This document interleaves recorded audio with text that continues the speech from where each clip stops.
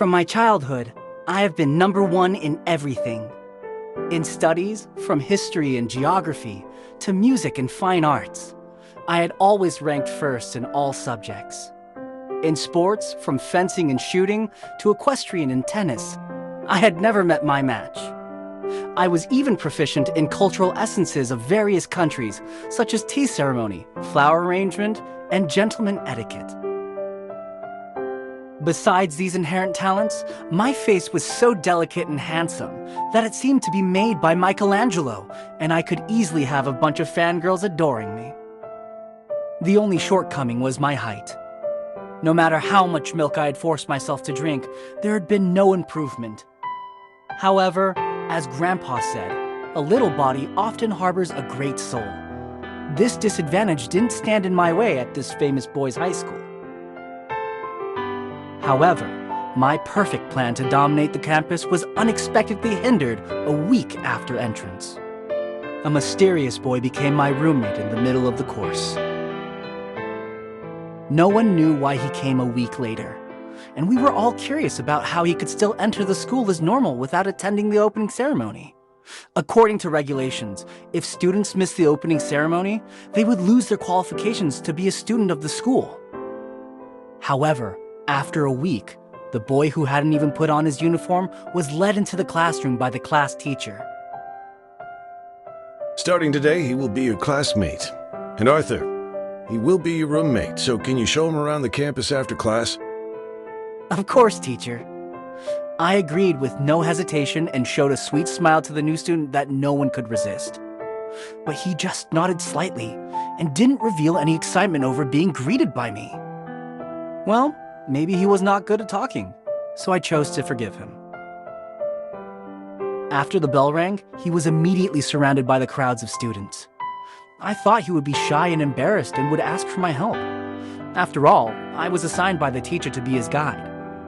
But I didn't expect him to answer the students' questions in such a natural way. What's your name? Lucien. Where do you come from? China. Are you a noble there? There's no class division in modern China. Then what does your family do? I don't have a family. The students thought he was just joking and continued to ask, Why? Everyone has a family. I'm an orphan. He gave a shocking answer with an expressionless face, and the crowds began to whisper. The boys here were either rich or noble, so his identity would surely raise rumors. Although he seemed not to care about this, I didn't like to hear the gossip. I broke into the crowd and led him out the classroom.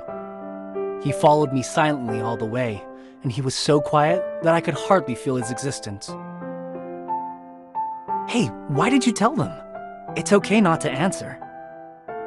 Because they asked, and I didn't think I needed to hide anything. When he said this, I could see the sincerity in his eyes. It seemed that he didn't mean to please the students with a joke. You should know what can be said and what cannot.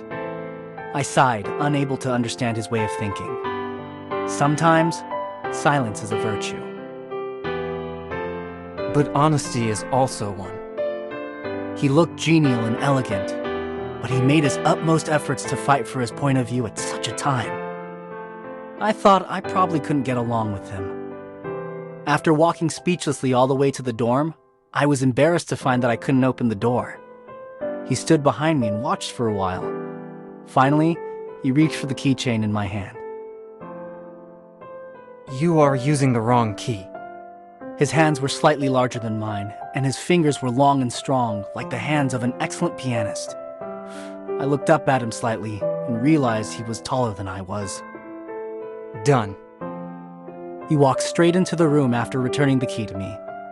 When he realized that I was still standing there, he turned to me and asked, Why are you staring at me? Is there anything on my face? No. I awkwardly looked away and changed the topic. I just didn't notice you were so tall. My height is average. He looked directly into my eyes, which was the first time he had ever looked straight at me since we met. To be honest, I think it's because you're petite. This was the first day we met. It had been horrible from beginning to end. From that day on, everybody started to shun him as I expected. He didn't care much about it. Every day, he just shuttled around the dorm, school building, and library with books in his arms, alone. At first, I thought he was always studying till midnight because he was always behind in his studies. Every day after I fell asleep, he was still writing swiftly, and when I woke up, he was already sitting at the desk. He was like an untiring perpetual motion machine, and I even wondered if he was a sleepless humanoid. But one day, I accidentally passed his desk. I couldn't restrain my curiosity and peeked at it. Then I realized what he usually read in the dorm was not the content of our textbooks at all. After that, I went to look up the names of those advanced subjects, which turned out to be college courses. Although he had previewed many courses in advance, he was never absent in class and sat upright while listening and taking notes. But when it came to PE classes, especially basketball, rugby, and other sports requiring teamwork, he was always absent for a variety of reasons. Even though he didn't come onto the court, he would still sit by and watch everybody. I didn't know what was interesting about watching boys sweat like this, but he seemed to enjoy it. He tried to be invisible all the time, making people forget about his existence. But if you paid attention, you would find that he had always been there. He watched us silently, being neither too close nor too distant. He was like a drop of oil dripping on the water, which gave me a subtle sense of strangeness. I'd been waiting for an opportunity to compete with him. After waiting for nearly a month, the fearsome surprise test finally arrived. I naturally won the first place in every subject with ease, and he was in the top 5, which was neither noticeable nor too bad. To be honest, I was a little disappointed. I thought he should be able to surpass me in 1 or 2 subjects. After all, he had already previewed senior courses himself. But in the end, it turned out that he was not as mysterious and intelligent as he seemed to be, but was just a little too anxious to learn. After that, I stopped paying attention to him until I met him in the elective tea ceremony. The elective had high credits, but not everyone could choose it, because it wasn't the student who chose the teacher, but the teacher who chose the students. To obtain the qualification to attend, we had to take many tests. But the teacher, known for his strictness, praised Lucien in class so that all the students remembered his name that first day. This completely ignited my curiosity and competitiveness. I hardly listened to the teacher in that class. After class, I rushed out of the classroom and blocked him in the corridor. "Lucien, compete with me!" No. He bypassed me without lifting his eyes. The crowd began to talk, occasionally with a few sneers. My face was burning. I couldn't help but call after him in anger. "Does Mr. William think so highly of you just because of your gloomy face?" As soon as the words came out, the crowd started buzzing. At last, he stopped his steady footsteps and turned around. Although he was calm and poker-faced, I could obviously feel a strong sense of oppression. I'll give you a reason. As we returned to the empty tea ceremony classroom, he locked the door to block the students who wanted to look on. May I? Before I could respond, he took the initiative, which was rare to see. Seeing me nod, he set about in a skillful way. Without saying a word, he poured boiling water into the pot and quickly poured it out. In the blink of an eye, he had completed the first step of the tea ceremony. Brewing, sealing the pot, his actions were as smooth as flowing water. It was real art. While I was still in awe, he had stood up and stepped aside. It's your turn. I was too ashamed to show off in front of him.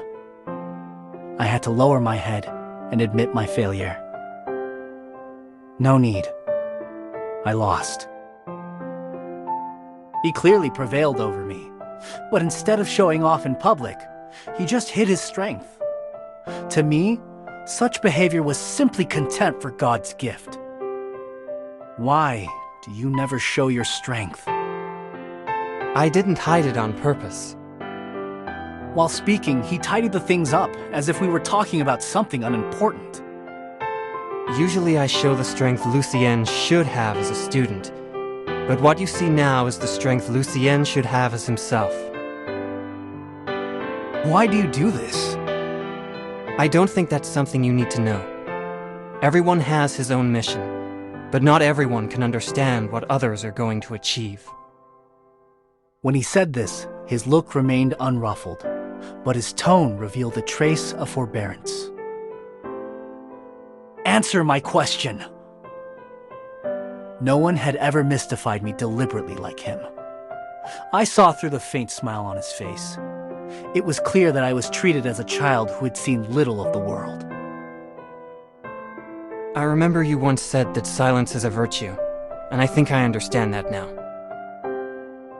He turned around to leave, but suddenly stopped before opening the door. You are too impetuous.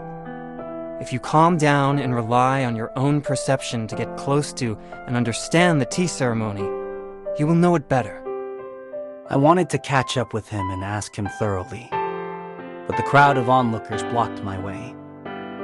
When I finally managed to break away, he had disappeared in the corridor. My mysterious roommate left quietly after the first school year. Before he left, he finally decided to stop hiding his strength and accomplished a feat, ranking above me in all subjects. In addition to expressing shock, the students in the class didn't forget to give me a dig. I ate 5 whole scones to dispel my anger and depression.